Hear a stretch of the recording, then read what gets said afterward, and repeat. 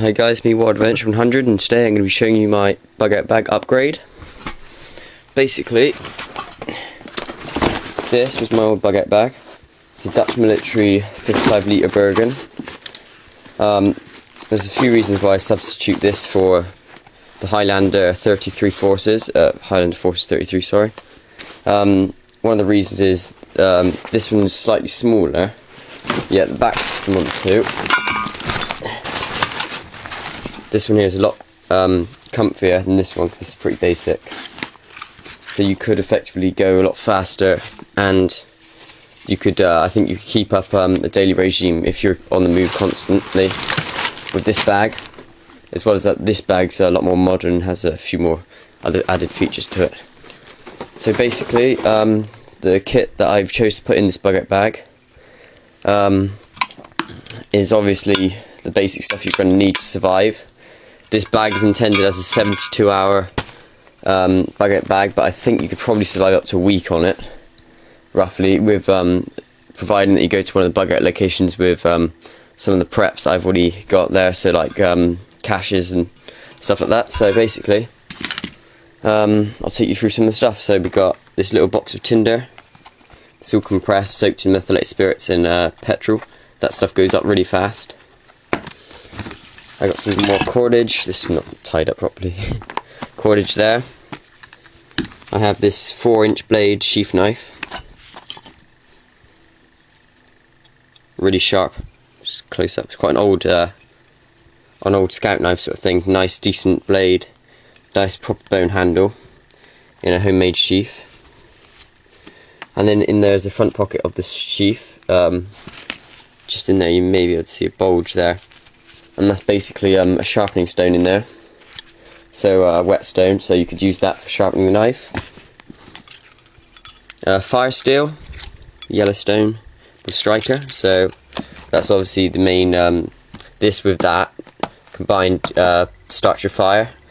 I have got lighters and also other stuff in placement.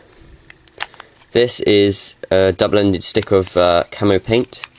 This could be used for hunting, or if you just need to like be incognito, get low down to the ground and obviously blend in with the background, which is why I also chose this bag. And here we have the homemade stove that I made, the methylated spirit stove, the spider with windshield, and of course because it's black, all of the whole stove, it reduces the glare and the shine off of the stove, meaning that you're less likely to get caught, or you're less likely to get found. With this homemade water purifier, not purifier, sorry, filter. It works fairly well. Basically just some filtery paper in there, and as well as some bits of cotton wool, and that filters through twice, through 2 layers to this filter. And then you've got a one-way valve, so basically you drop that end in your water, you suck on this end, and it passes through the filters. And there's a one-way valve, so the minute you breathe out, it stops the water going back down into the water. So basically, yeah, that's pretty much how it works. I'll go through the whys and wherefores of this a bit later, but basically this is a wind-up torch. It's pretty light, so that's why I chose that. Also another auxiliary knife. Basically it's a little locking blade. This is probably good maybe if you need it for self-defense or general purpose foraging, etc. First aid kit with a large carabiner. This is quite extensive first aid kit. It's got shears cutting through cloth and stuff. Some afterbite, treat wounds. There's another first aid kit in Platinum actually in the bottom of this bag, which I may show you. And a survival blanket here. Obviously a bottle. If I was to bug out, I've already got 3 of these implanted in places, as well as a few other 2-litre bottles. Basically this isn't a necessary need. I wouldn't really need this, but if I wanted a bit of extra comfort and some more resources, then this could be an option I may take. So we'll just look around inside the bag. This is a 42 to 72 hour like ration pack. Basically got some quite salty foods in here, as well as kind of some tablets, dried foods, energy foods, tea, coffee, sugar. That's already in there, already mixed with the milk, so it's ready. Basically some spare cloves, which I'm going to add in a minute. Right, so I'll just tell you why I've chosen this torch, because I've got like other lighter examples of this, which are also a bit brighter. They're very similar, these two, except this one's sorry guys, this one fits on a tripod. This is probably slightly better, but the reason I chose this torch is because it's a Maglite. It's like the big Maglite you can get. There's a couple of reasons. One, it's really reliable. I've never had this torch break down, and it's older than me. My dad got this about 20 years ago or so. Also, it's really quite heavy duty, so you could use that as an impact weapon. Slam it on top of somebody, spin it around, get them like a truncheon. You can wear this on your belt, and so yeah, it's a pretty good torch, as well as it does give you the extra brightness and stuff like that. So that's why I chose that, because it provides more than one use. So by carrying a little extra weight, you can easily have impact weapon as a kind of emergency mode or whatever. And there's a spare bulb inside. In here I also have onto the liner. It's a bit bright, but it's another spare torch to always reverse the batteries. The reason I chose this torch is not just as a backup torch, but inside the hilt of it, or the back, you have cutlery. So that's kind of a bit of a luxury, but it's helpful just to have a set of cutlery. It's got serrated knife blade, all sorts in there. Also in this bag we have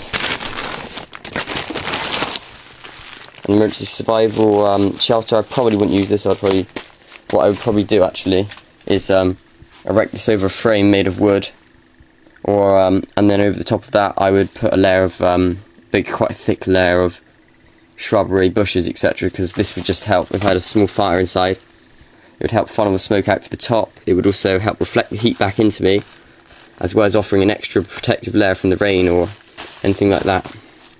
And this is just basically a giant space blanket, and it's got some power cord and stuff like that inside of it.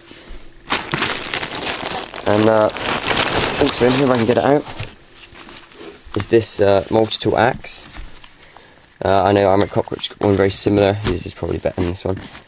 This is a military issue, quite rare I think. I've only ever seen this one. Military issue, multi-tool shovel axe, got a serrated blade, serrated edge, hatchet edge, shovel, nail puller, all that sort of stuff. When you buy this this tool, you have a compass on the end, and this unscrews, and then you can store stuff in the handle. But I changed this around, but there's still a compass inside. But literally, I sealed up the end, and the stuff is still stored inside. But now it's completely watertight because I added some stuffing in, waterproof, some glue and sealant in this end. Basically, now this is a watertight capsule, and it's got fishing lines, glow stick, purification tablets, small blades, and all you have to do to access it is just pull this little tab. Whole top comes out, and then there's a bootlace that runs right the way down to the bottom. And basically, you just pull the bootlace, and it empties the contents out for you. And that's in a sheath that I made. And then basically, I've got my 3 Seasons sleeping bag in there. It's kind of military-styled balaclava, re-rolled up as a hat. Well, I've got this other smaller sun hat, which you can use for hunting or whatever. And then obviously my sleeping bag in there. There's some more stuff that needs to be added to this. I've got this to go in there as well. It's another tinder box. In here you've got a set of instructions, printed off and waterproofed, and a candle. Also usually add these. These are quite handy, especially if you're having to bug out on ice. These are grips. They help you get across like quite rough terrain, really. And these are only £1, so it's worth investing in stuff, really. So it's basically this is the kit. My EDC's here. I'll take this, it's empty at the moment because I'm cleaning it out. So again, my friend emptied a whole thing of dirty water into it. But if we take a look inside, basically it's just an empty bag, and there's dividers that can go in there. A few other things that I would think about taking is this, but I'd have to cam this up obviously. Some sniper tape, small like half a litre flask. That could be something I could take. Also, hand warmer may also be a nice thing, because in the winter I've done this before, you can light this, and you'll find in most sleeping bags, here's one, usually have a pocket at the top. Can't actually find this one. Where's the, no. Well, anyway, they usually have a pocket, and basically what I usually do is slot this into the pocket, so there, and then it will pretty much heat the sleeping bag up, so when you get into it, it's quite warm. So basically that's what I would take in my bag out cache. There's also I'm also thinking about taking a Jetboil. This doubles as your cooking pot, so you can take the lid off, take the fabric off, and you can hang this over fire, and you've just got your stove and stuff in there. Or I would take this set, a small pot set, or a set of my French military mess tins. But yeah, I was just saying, this is basically my bug out bag and bug out kit. So yeah, that's see you soon, guys.